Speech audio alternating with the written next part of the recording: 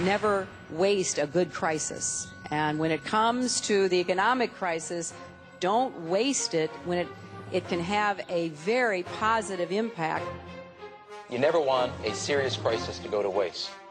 The way we're going to win over the long term is not just militarily. We've got to win over hearts and minds. And what that means is we've got to invest in countries that have no educational infrastructure, have no means for young people to get ahead. We've got to give them a stake in creating the kind of world order that I think all of us would like to see.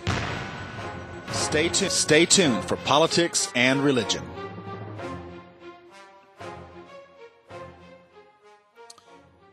Well, ladies and gentlemen, it is always so important that we understand where we're going or where our leaders are attempting to take us.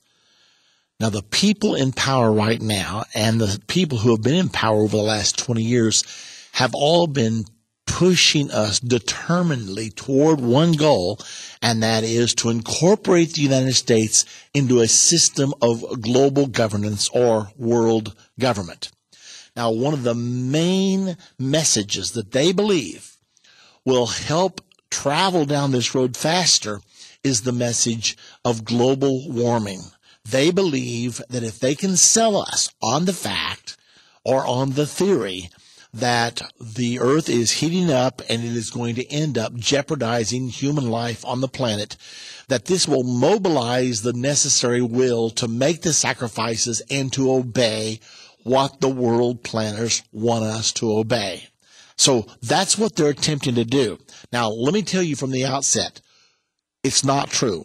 Global warming is not man-made. I can prove it to you. As a matter of fact, I do in the newest edition of Endtime magazine. If you're not a subscriber, you should be. This magazine is going to every senator, every congressman, every governor, the President Obama, Vice President Biden. It's going to many influential decision makers around the world, and it certainly should be, because this whole global man-made global warming theory is a hoax, and the people who are perpetrating it know it's a hoax, but they are using it to try to funnel us into a system of one world government, which is their dream that they think is the answer to the world, and they certainly intend to be part of the ruling class. This article comes to us today. Alaskan senator seeks to block EPA's power to regulate greenhouse gases. Now, Barack Obama wanting this cap and trade legislation so that he can tax the air that you breathe. He can tax every business, every home, every cow, every car. I mean, that's what he wants to do.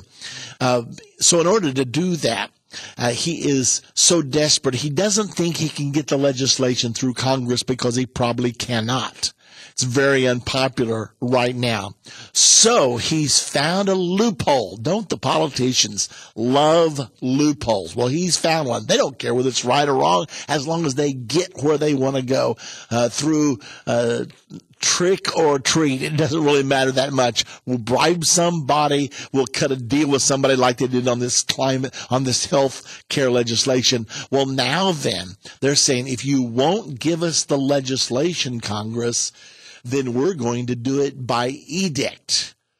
And they don't mind ruling by edict. If they could, they would do away with the bothersome process of Congress, of lawmaking, and of all those things. And that's what they're trying to do here. They're saying we're just going to have the EPA, the Environmental Protection Agency, declare that carbon dioxide is a threat to your health, and therefore the Environmental Protection Agency can do anything it wants to. It can pass decrees. We don't need laws. We like decrees better. Anyway, are you listening to what I'm saying?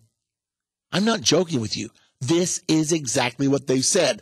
Well, this Alaskan senator, Lisa Murkowski, says, time out, wait just a moment, because there is a law on the books that we can bring all of your EPA edicts through the review process of Congress. Here's the story. Barack Obama faced a direct challenge to his government's powers to curb global warming pollution today, just 48 hours after an election upset put the rest of his agenda at risk. Now, this article is Thursday, the 21st of January. In a speech to Congress, a Republican senator from Alaska announced she would use an obscure and rarely used measure to try to strip the Environmental Protection Agency of its powers to regulate greenhouse gas emissions as a dangerous pollutant. I mean, we've been breathing all this for all of our lives. Now, all of a sudden, they're going to say it's a dangerous pollutant so they can then tell us when to breathe, where to breathe, what to breathe. We cannot turn a blind eye to the EPA's effort to impose backdoor climate regulations, Lisa Murkowski told the Senate in prepared remarks. The battle is on. I'm so glad to tell you that Endtime magazine is in the home of every senator, every congressman right now with its feature article, Global Warming Not Man-Made.